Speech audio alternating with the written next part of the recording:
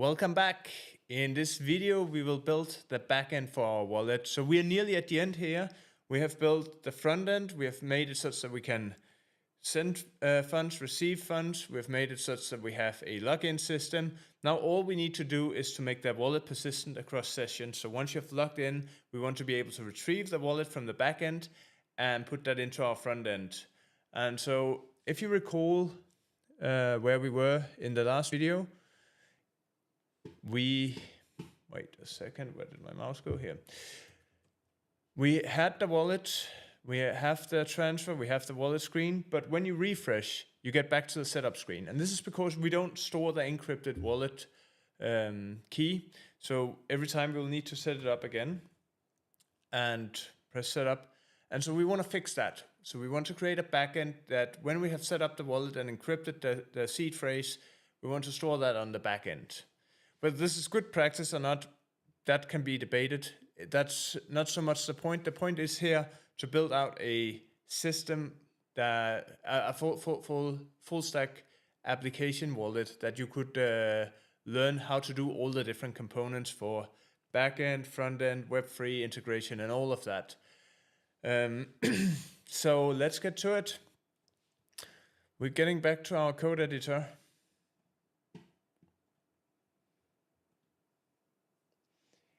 And wait, where did I put that one? There. The first thing we want to do is we want to go to our wallet app, and this one is completely empty. This is still just a library with absolutely nothing in it. And so we need to build out the endpoints here. We also need to have a look at our wallet. So our wallet here itself, because right now we can't store that to the database. We haven't implemented the necessary SQLX macros. And let's update that. The first thing we want to do is import the UUID. And we want to add a UUID and a user ID to our encrypted wallet. So this will be the record that we are storing. And so we have a UUID for the record. We have a user ID for who's owning the wallet. Then we have the encrypted key. We do not store the raw key. We have a salt that we use for the encryption. And we have address and balance.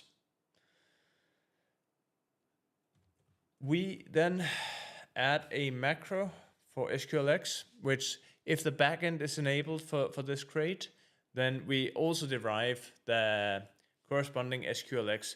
And so by doing this by getting it with a feature, we're making it so we can still use the API on the front end for getting the wallet for serialization, deserialization. But on the back end, we get this extra functionality that it will integrate nicely with our database through SQLX.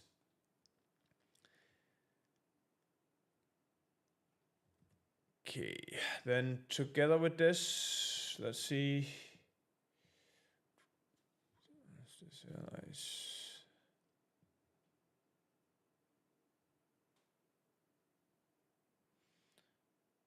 We have the error type so that we don't need to redo.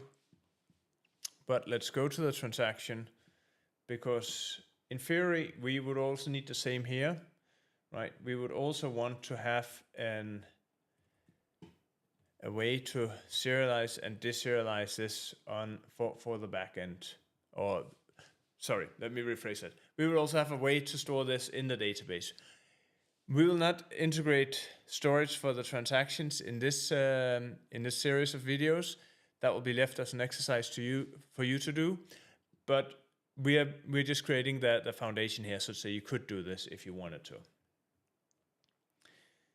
Okay. Last thing, let's just check that we are exporting everything we want to do. Yep, that's great.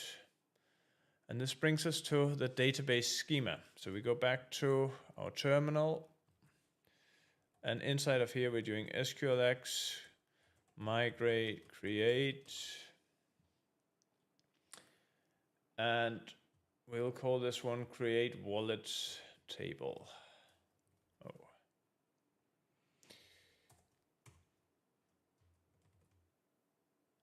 Oh, it's add, isn't it? Yeah, add. This creates a new migration file for us, which is here. And so inside of here, we are going to create the table and the indices for the table. And so these are just reflecting what we have in our API. So if you look here at the wallet, we have the ID, we have the user ID, we have the encrypted private key, we have the address, and balance, and so on and so forth. So these are just one-to-one. Okay, saving that. We are next going to have a look at the app itself. And so the first thing we want to have inside of the app is our services. And as usual, we have a bunch of standard dependencies we'll import so we can give an error response. We need some SQLX connectivity, UUID, and we of course need the wallet. Then the service itself is going to derive debug pub struct wallet service pool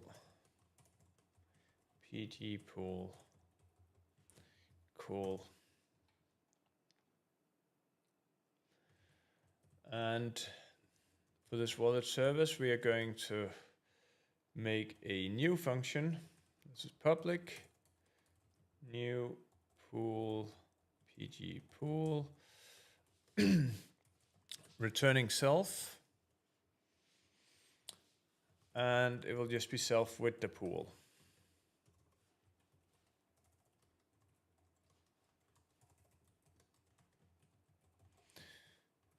Then we need a way to get the wallet from the service. So if we have a user ID, we want to be able to get that user's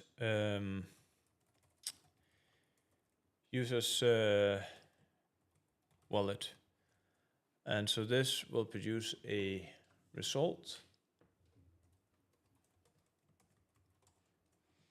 which is either a wallet or an error response.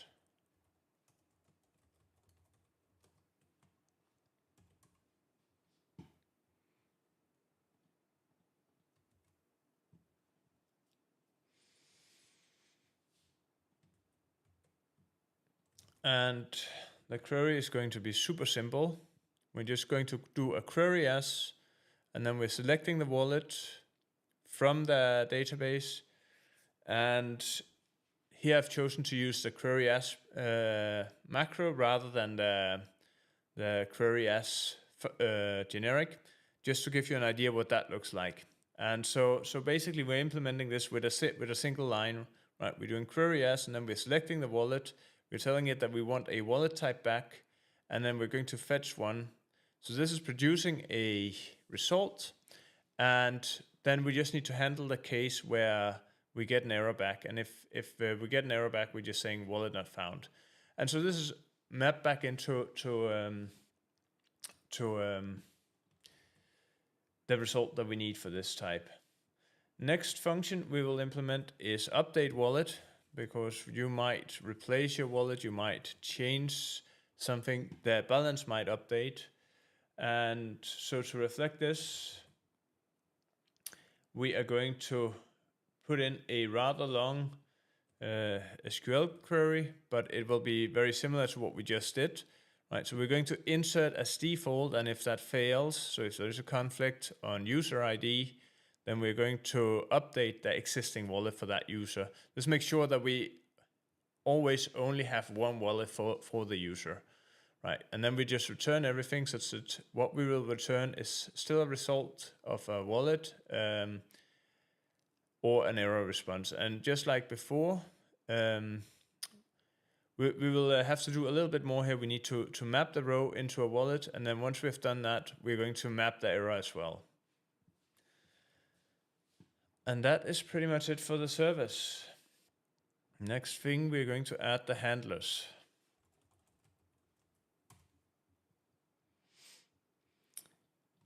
And inside of here, we will again import the different dependencies we have. And the first view, or the first handler we will implement, is get wallets. And so this will start out by using the wallet service. So we need to add that as an extension. We also need a user guard. We only want people to have access to this if they actually have a user account on the system. And then the actual implementation is completely straightforward. We're doing wallet service.get wallet, and then user guard user.id.await. I think there is one issue here. Let me just check that. I think that user guard might have an optional user or not. Let's just check that. No, it shouldn't have. Let's just double check that to be sure. No, user is always defined on the user guard, which makes sense, right?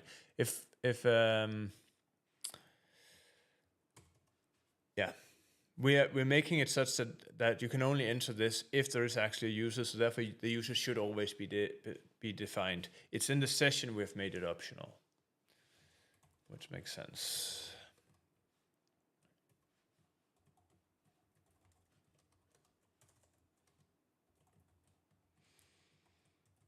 We're just going to serialize the wallet, or we're going to return the error.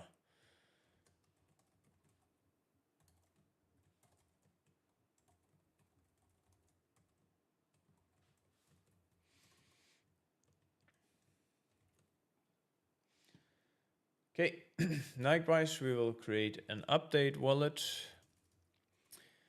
And this one differs in signature from the previous one in that it takes a wallet as the body of the handler, and then allows you to update the wallet. Other than that, the actual implementation is very, very similar. So what we will do here is just quickly go back, see what we are having. So we have user ID and we have wallet, and then in theory, I think we should be able to just go with,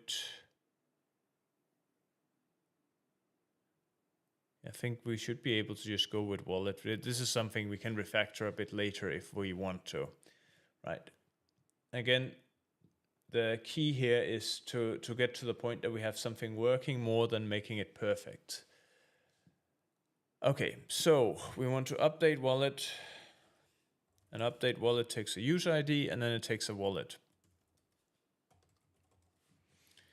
And just like before, we are either getting the updated wallet, so we're getting the updated wallet here. And if everything is great, then we are going to return that updated wallet. And otherwise, we're going to return the error. Last thing we want to do is create our app. And so that's just router, new, and then basically we just need our 2 endpoints.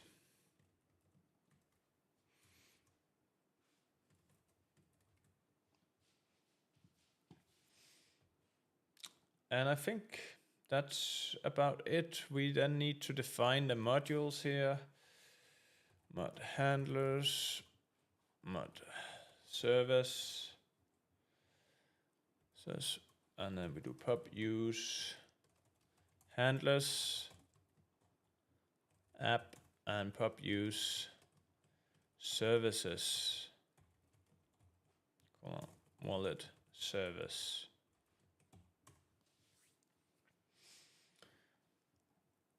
And that should be it for our wallet. We need to integrate this with our main file. And the way we'll do this is we need to start out by updating our cargo.toml file and we want to do wallet app, and that's inside of wallet. And let's just check right away that it compiles, because it most likely doesn't unless we have been extremely careful. No, it doesn't. Right. And so the obvious mistake we're making here is we've actually added 0 dependencies into the wallet app crate. So we need to populate our cargo.toml file, which we'll just go ahead and do right away.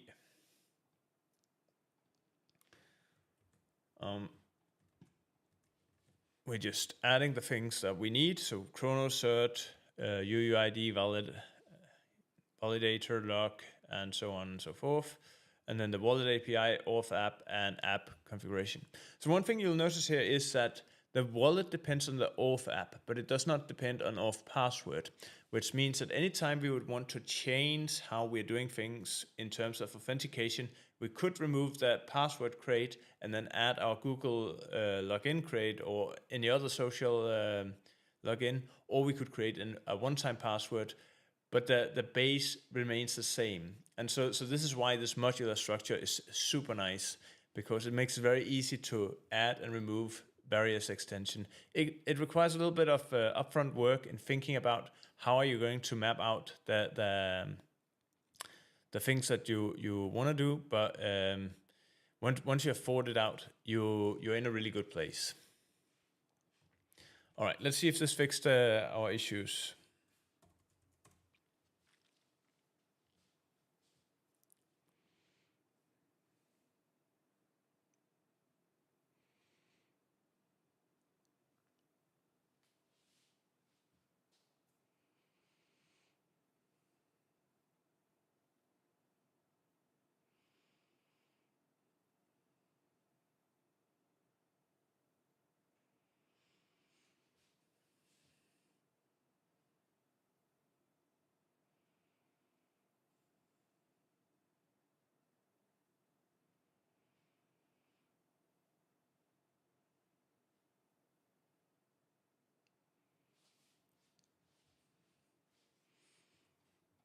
Oh, we already have those ones. Let's see.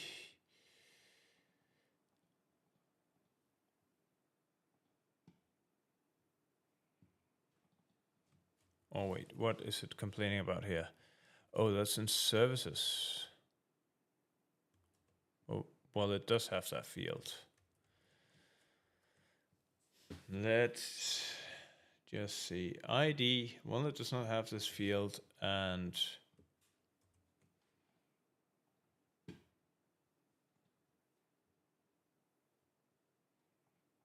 did we forget to save the file? I think we forgot to save the file. Yeah, we definitely forgot to save the file, because now the front end is complaining too, which it should, right? Because the front end is using the old version of the wallet API, right? And we need to add UUID to the dependencies here.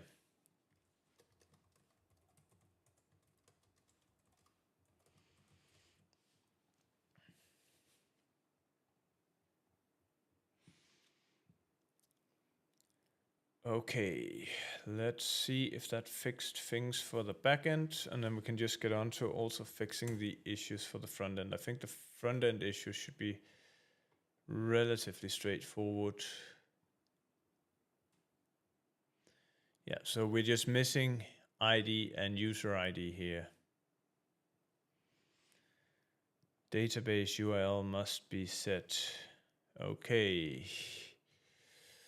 I thought we had that in our .env, but clearly not. Okay.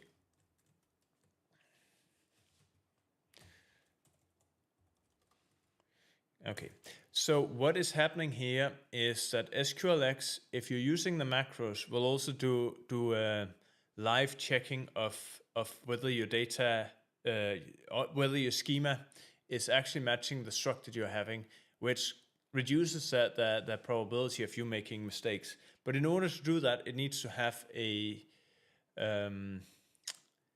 it needs to have the database URL. Right. This does not happen if you're just using the regular generic query functions, but it happens when you're using the macros. Then it makes sure to generate all of this. And relation wallets does not exist, right? So now it complains that we haven't migrated the table, which is something, we quite easily can do by just doing SQLX migrate. Run migrate run. Okay, and now it's created the table, and this should prevent us from getting that error.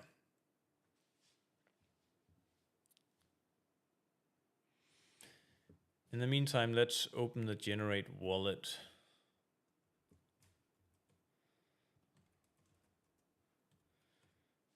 So we're ready. And now you see everything is working. So it has. So if you think about what we're doing here, it's actually super cool, right? Because what happens is that not only are we type checking everything we're doing inside of Rust, it's also type checking against the database, which means that the probability that your database will work as it's supposed to when we now execute any of the API is super high, because we've already checked that the schema matches what the structs are. So it should be completely fine to do whatever queries we want to do.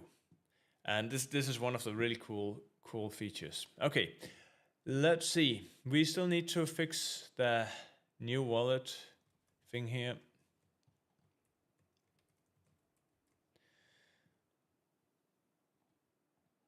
So I guess for now, let's just do ID and then do UUID new v4. And let's just do the same for user ID until, and then add a to do replace by real ones. Let's just see if this makes it compile.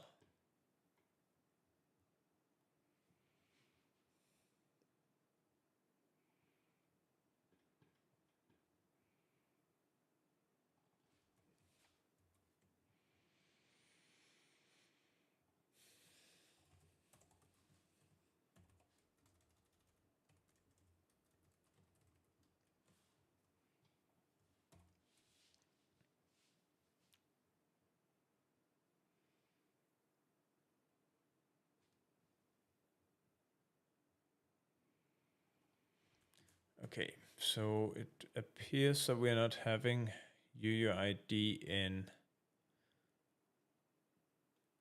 We don't. So let's just add that to our dependencies.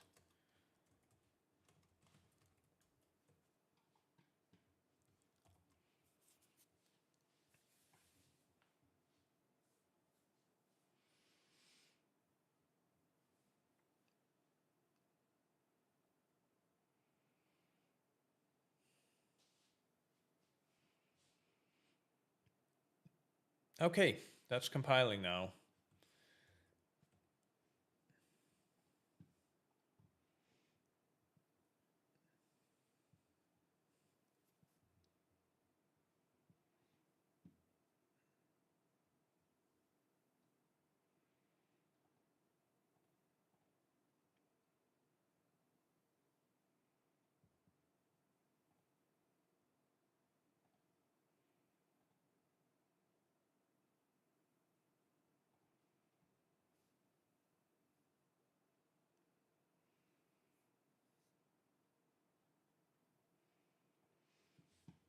Yeah, I think actually what we will do is we'll just leave these ones as is, and then what will happen is that when we store the wallet, this will be sent to the backend, and they'll either be overwritten by real ones, by the real UUID, or not.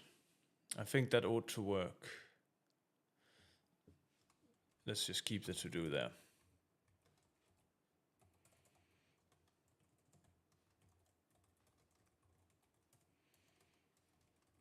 But it seems to me that we would do that on the backend anyway. because otherwise you'd be able to create relations that don't necessarily exist.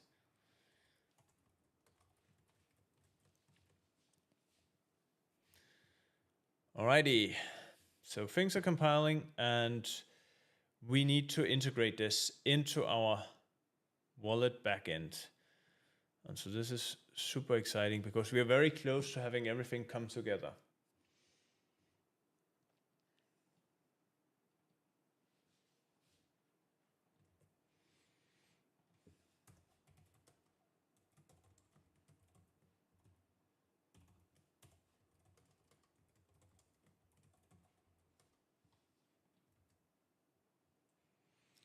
We also need the wallet service.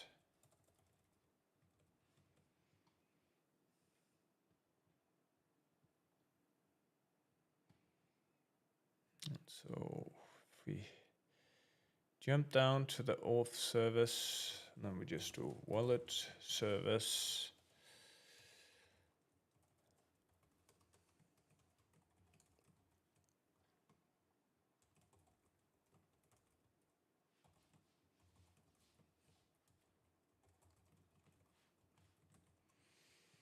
This will give us a wallet service, and then we want to nest our wallet app as well. Wait, let's just check that we actually made it nestable, or did we use...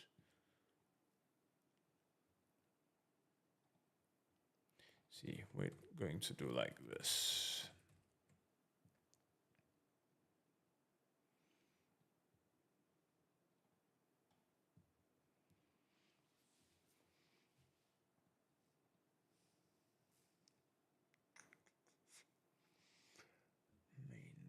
And then we do wallet app, and we also add the wallet service.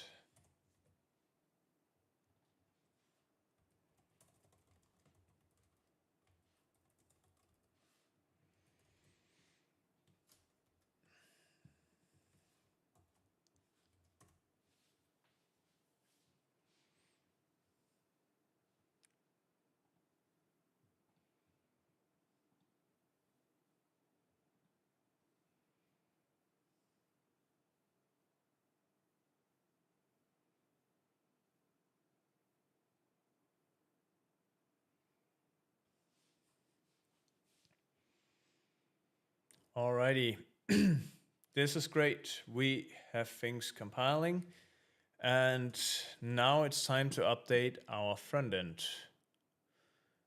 Did we? Let's just add that one.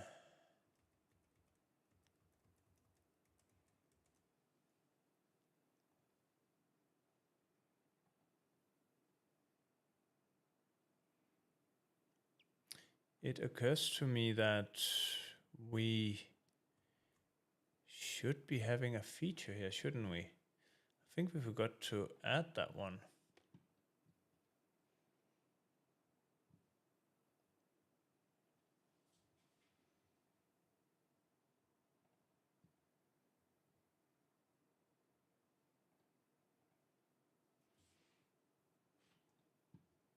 And also we don't have SQLX. So probably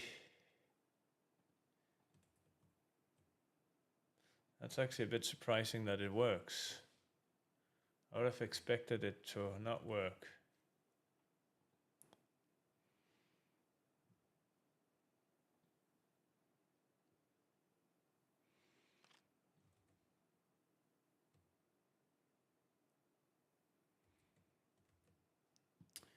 Okay, let's add those ones anyway, just to keep things nice and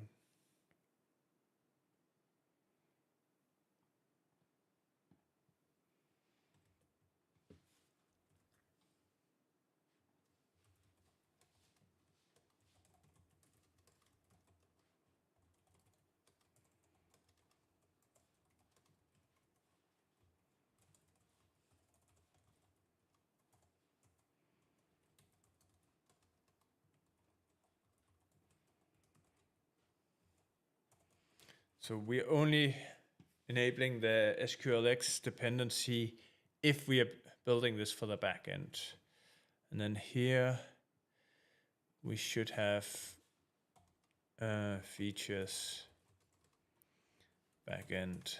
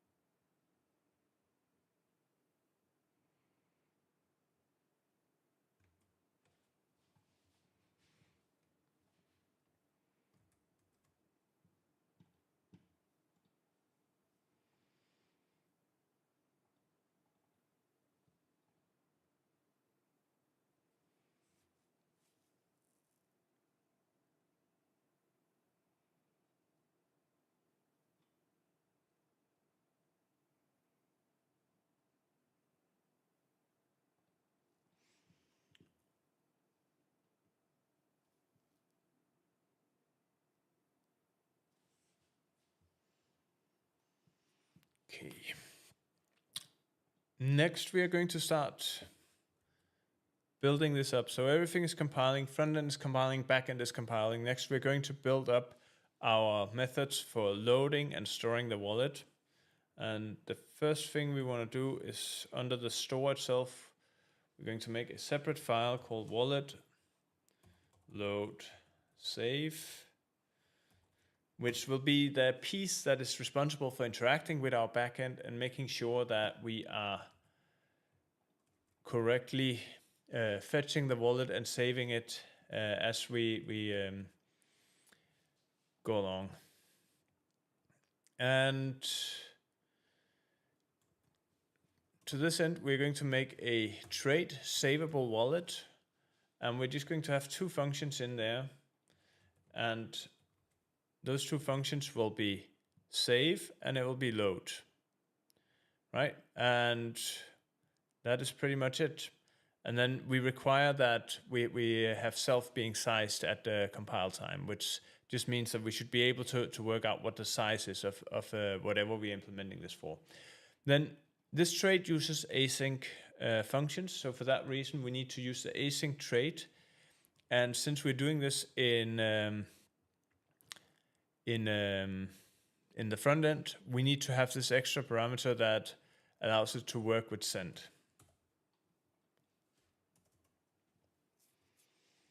Next, we'll implement the trade for the wallet. And it is relatively straightforward. We will have the save function. So we'll just copy these two up here.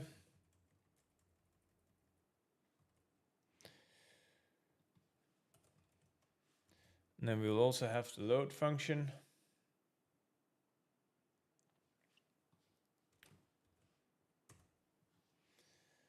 And if we start out with the load function, we create a new client, a new request client.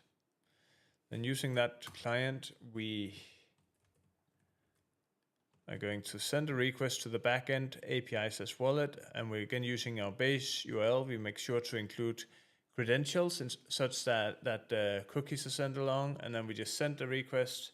And that's pretty much it. After that, we'll get a response. And that response will either produce a wallet for us or it will not. In case it does not, we are returning an error saying we couldn't load the wallet and here is the status code we got. Otherwise, we pass the wallet and we return the wallet. So that's pretty much the load function. And the save function is following the exact same structure. We create a client, we get the base URL, we submit a query or request, and that's it.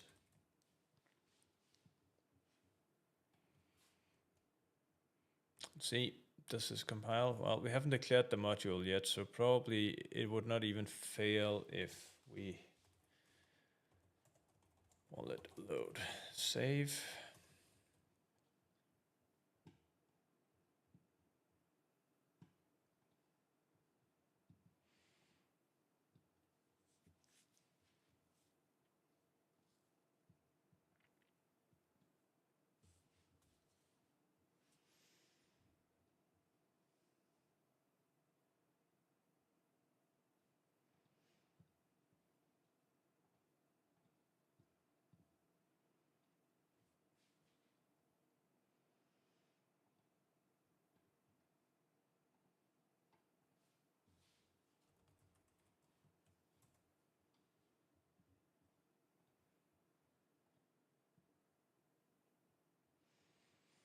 Okay, the last thing we need to do to make this work is we go back to the state here, and we haven't defined a storage listener, but we are going to do that now. Let's just check. Oh, something failed here. Let's see. Anyhow. Okay, so anyhow is not included. Let's maybe just simplify this, or no, let's just add anyhow here. Oh, wrong place. Need to add it here.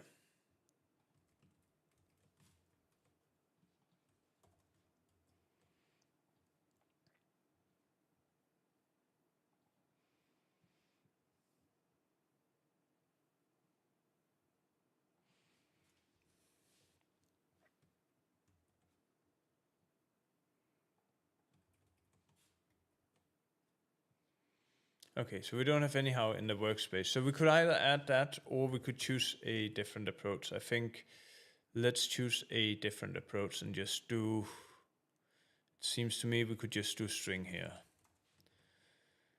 which is probably just as good. So that means we would do format instead and format. We just need to be consistent to make this string.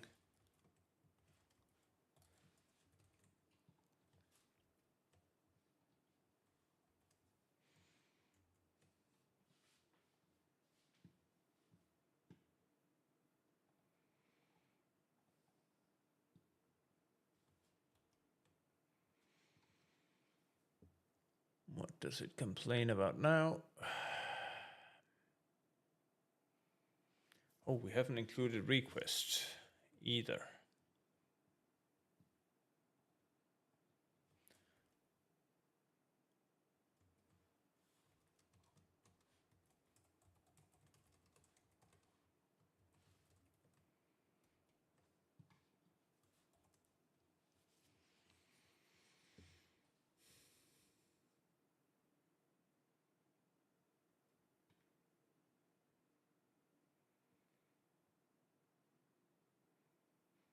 Right, so we need to map the error in that case.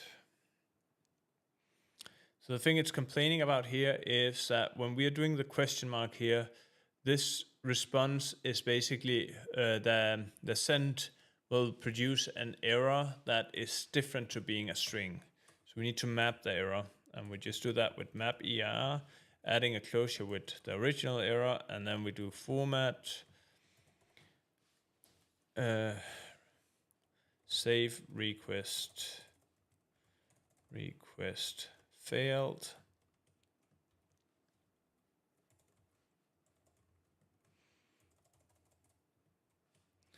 We add E. And that should do the trick for us. And we do the same here. Oh, and we need the question mark afterwards for this to work. And we need the question mark here. Okay, cool. So let's see if that fixes our problems. It should.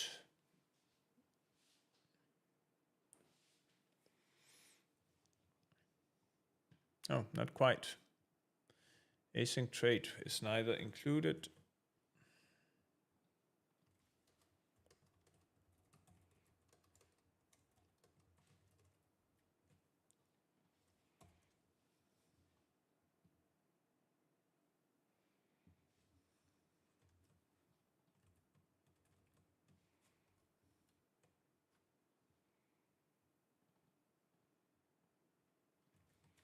Is that so? I thought we were using that somewhere, but clearly not. Let's just go to crate.io.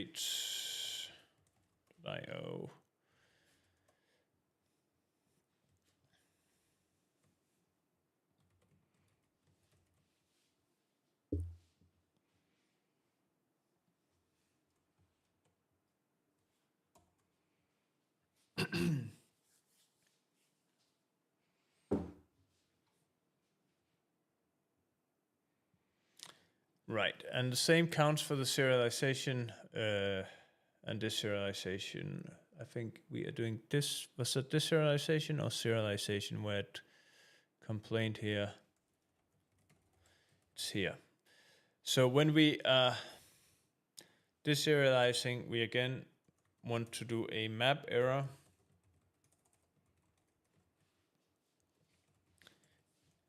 And just do format failed to deserialize wallet.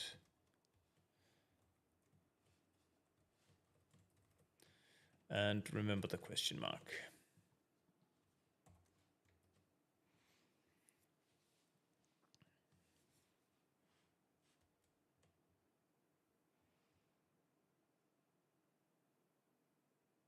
Okay, cool. So the front end is compiling. The last bit we want to do is add a storage listener. So if you remember in the previous with the user, we're using local storage. That was just a macro. That macro is used for storing the data directly into the browser's local storage. In this case, we want to store things in the back end. And so the way we're going to do this is we're going to implement a storage listener. This we do by just declaring a struct. And then we declare, we implement listener for the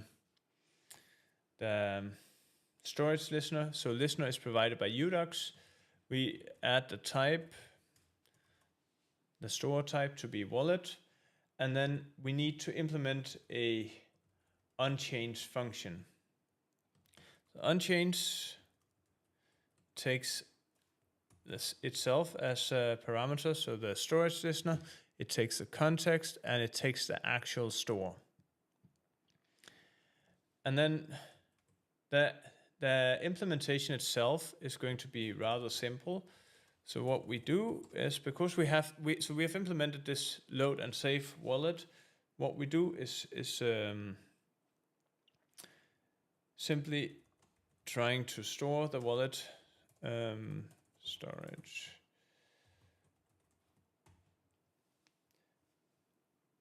as local storage.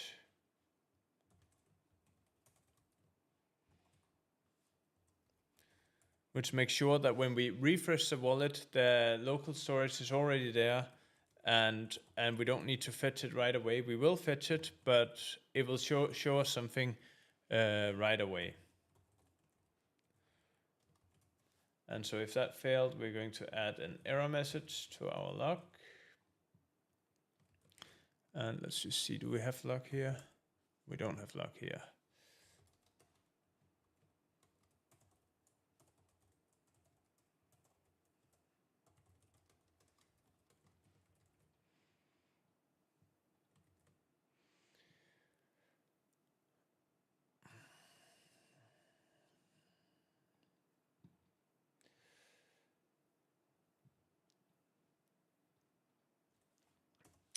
Then second step we will do is if we have some wallet state dot wallet, so remember that can be either some or it can be none. But if we do have some wallet, we're going to spawn a new async context or async block. And then inside that one, we are simply just going to try to save what we're doing. So just do wallet.save, await. If it didn't work out, we will make a log that this failed. Okay, so this is pretty much what we need for our wallet. The last bit we need is to enable the storage listener. And so that we do under new. So somewhere here we should have a new function for the wallet. And if not, we'll implement it. We have that right here. Right? And so the first thing we'll do in this one is we're going to say we will initialize the storage listener for the context. And that's it. Then the next thing we will do is, rather than just trying to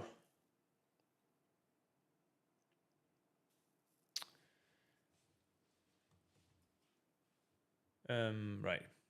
So the next thing we'll do is that once we have initialized this thing, we're going to see if we can create or reconstruct a wallet store, or the store from, let me just rephrase that. So the next thing we're going to do is that we will try to see if we can reconstruct the wallet from our local storage.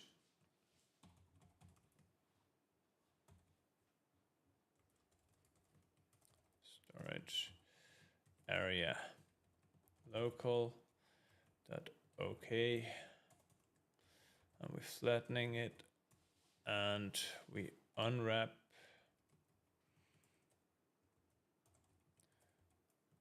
or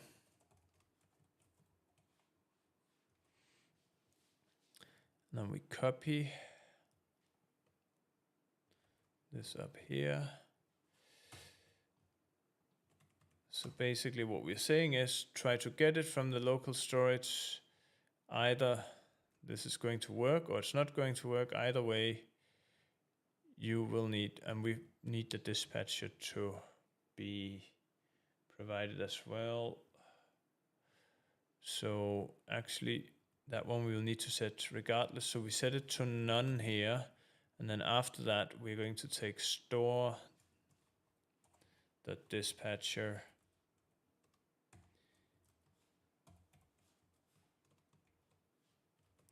And then we can delete this and we can delete that. And then we return store. Okay. So that is attempting to load it from local storage. This means that if we set up our wallet now, regardless of the backend, the wallet should now persist across refreshes, assuming that things are still compiling, which they're not, but we will fix that. And then once we fix that, we can go ahead and test it. Okay, so that is a minor issue here, that this one ought to be not mutable.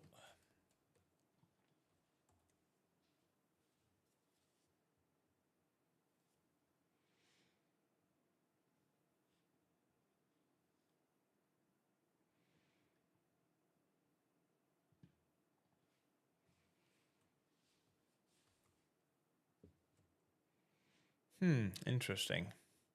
So it appears that this has updated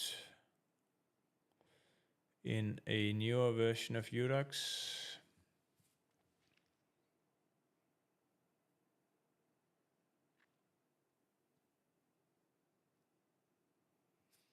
Let's just try to have a look at the documentation for this.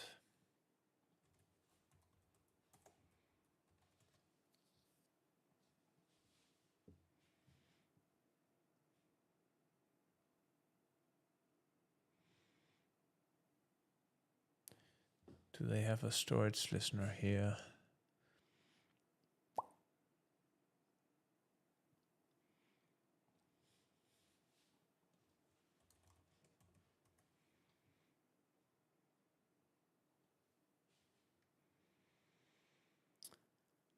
Okay, so I see that one takes a if and once. What did this used to be? Let's just try to go back. Yeah, so here it's just a listener. And here it's a if and okay. So this is quite easy to fix. So basically what we need to do is we just need to turn this into a closure that does this. And I think we might need to, let's see if this works. I'm actually not sure whether you can initialize structs in Rust this way. I think you can, since we haven't added anything, but maybe not.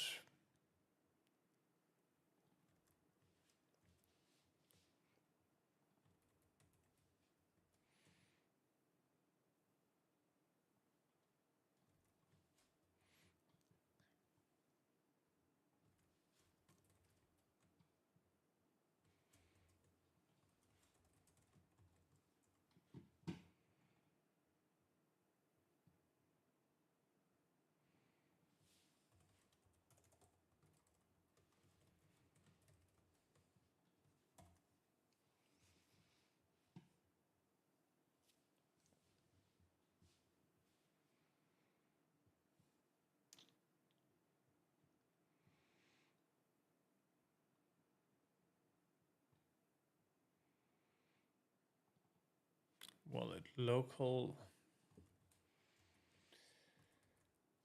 wallet.save.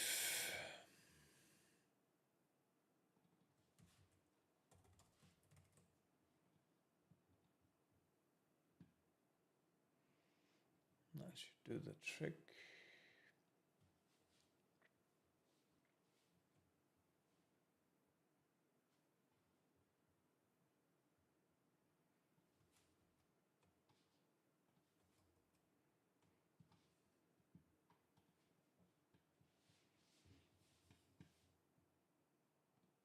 Right, and we need to import the trait savable wallet, because that trait is what will make sure that we have the have the functionality that allows us to load and save the wallet.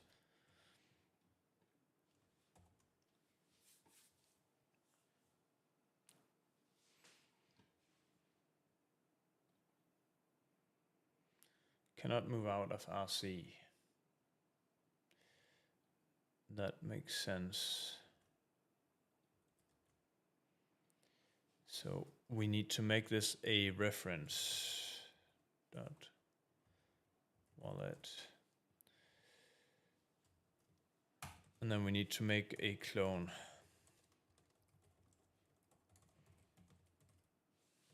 So what's happening here is that this is a referenced wallet, and we can't just move that out of the reference because it's part of a bigger state. So what we do instead is we're making a reference, but we can't move the reference into a local thread, so we need to make a clone of the wallet first, and then that is what we're doing here.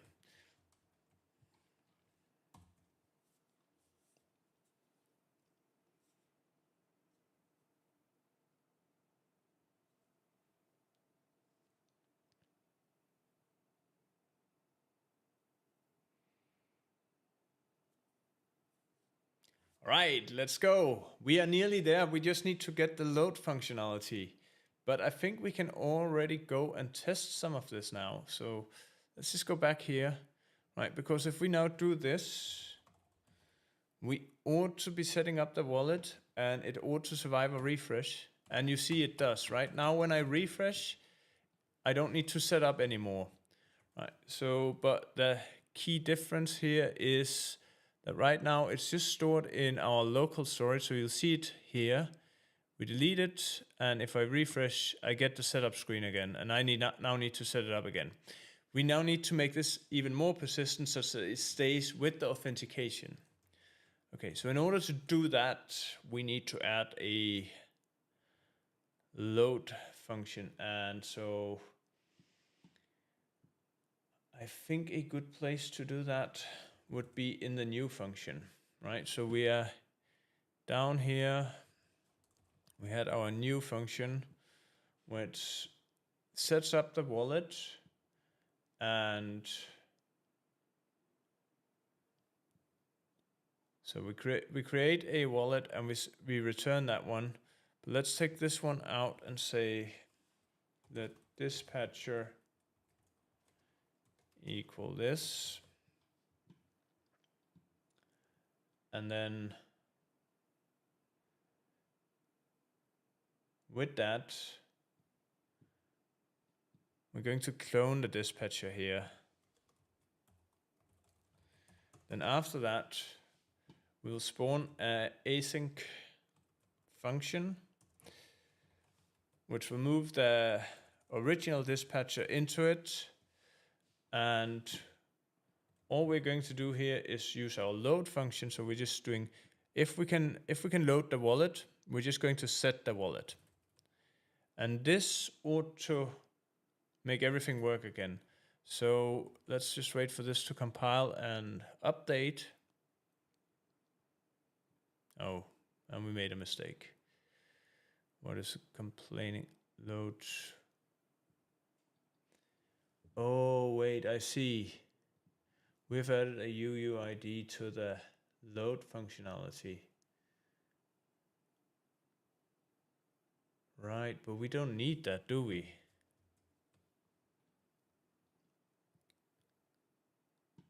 Why did we add a UUID here? We don't need the user ID because the backend will know that, right? And we're not actually using the user ID anywhere here.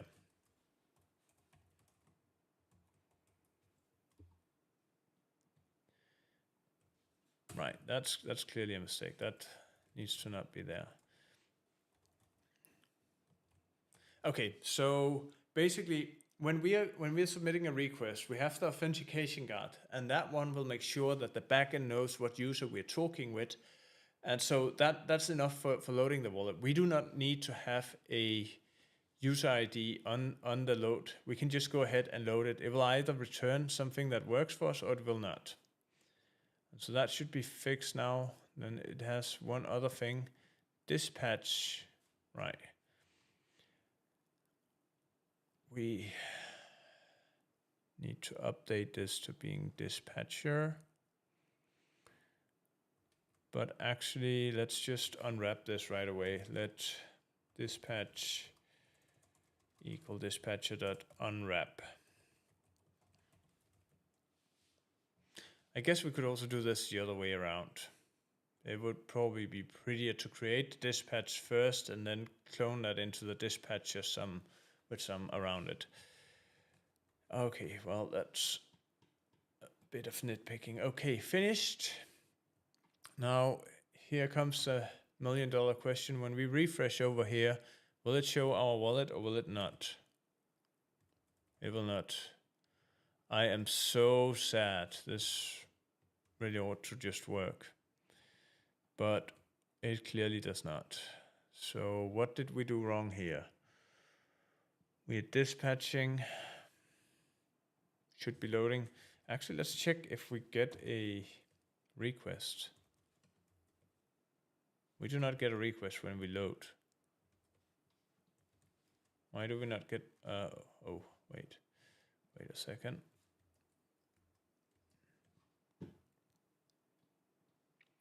Why do we not get a request when we load?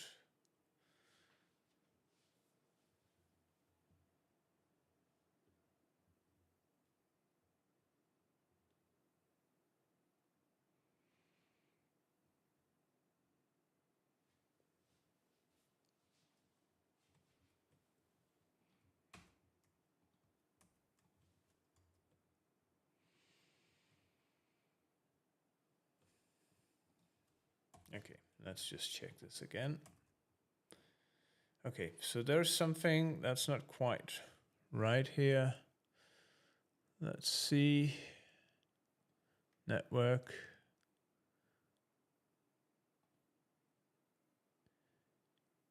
Okay, we do make a not modified. Do we?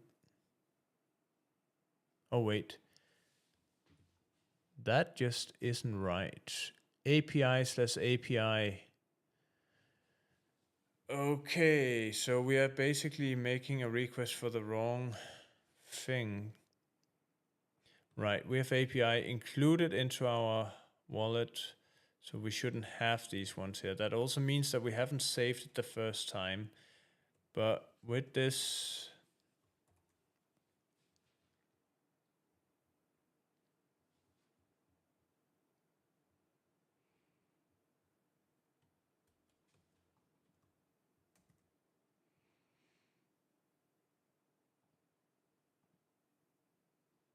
Okay, 404, the wallet is not found. This is great, right? Because that means that it's now working and it doesn't find a wallet because we haven't created one. So let's try to create one. Let's see, it has put wallet and put wallet, it actually put wallet twice and that succeeded. And if we refresh, we'll see that we get wallet. We get the response here with all the things that we need to get. So now it ought to work. If we go ahead and just delete the wallet again, it will still persist because we're logged in. So it just comes right back up.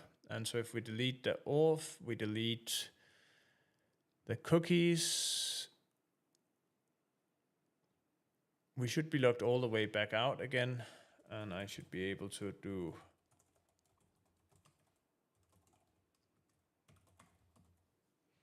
access wallet. Oh, but now it asks me to make a new one. So we're logged in. Okay, so we have a small logical error here. It does load the wallet, but right after we log in, it should also attempt to load the wallet. That makes sense, right? So the issue here is we log in, but then after that we do not try to load the wallet, and we should definitely do that. And it may be that this is as simple as set wallet. Let's see. Where do we actually log in here? What would be the best place to add this? I am wondering.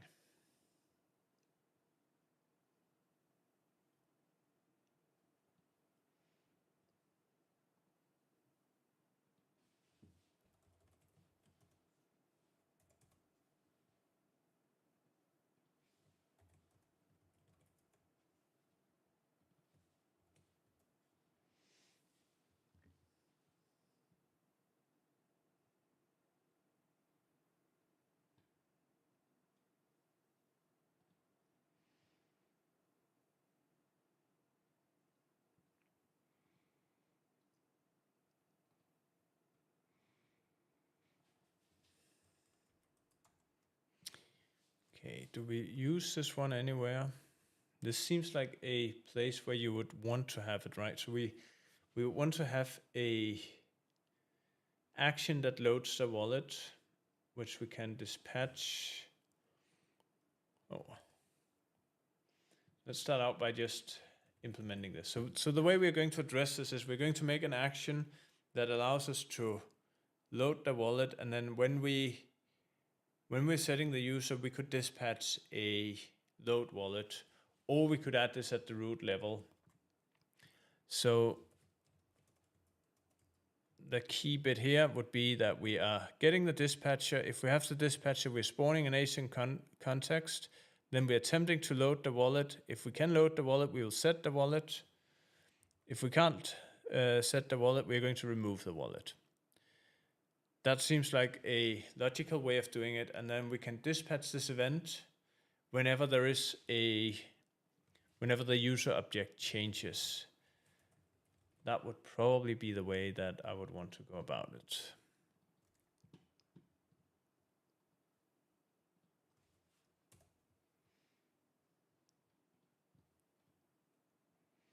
So if we go back to our main function in the front end,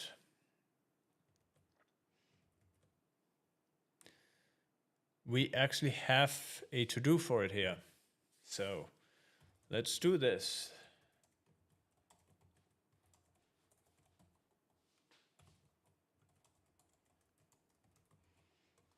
Right, and we're going to make let the deciding factor be whether authenticated changed or not.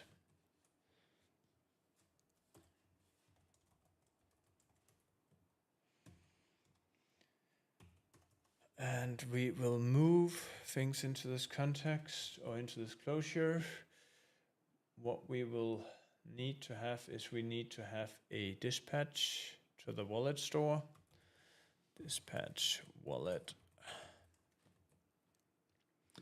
Okay, and then the logic will go something like this. If authenticated,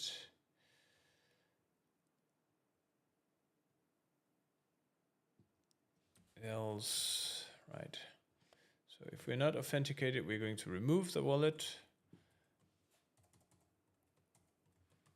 And if we are authenticated, we're going to load the wallet. This makes sense, doesn't it? So if we would log out, we're going to remove the wallet. If we have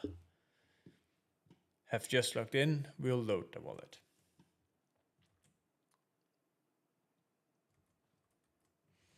Okay, and yeah, that should do the trick.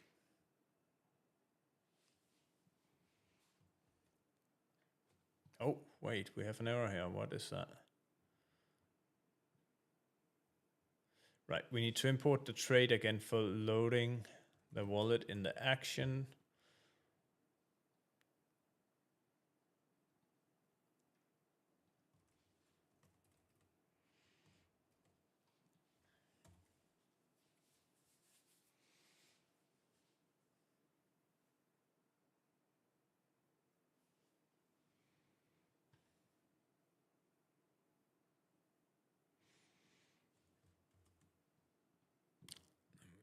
go back to our main file. We need a semicolon here to indicate that this is a statement.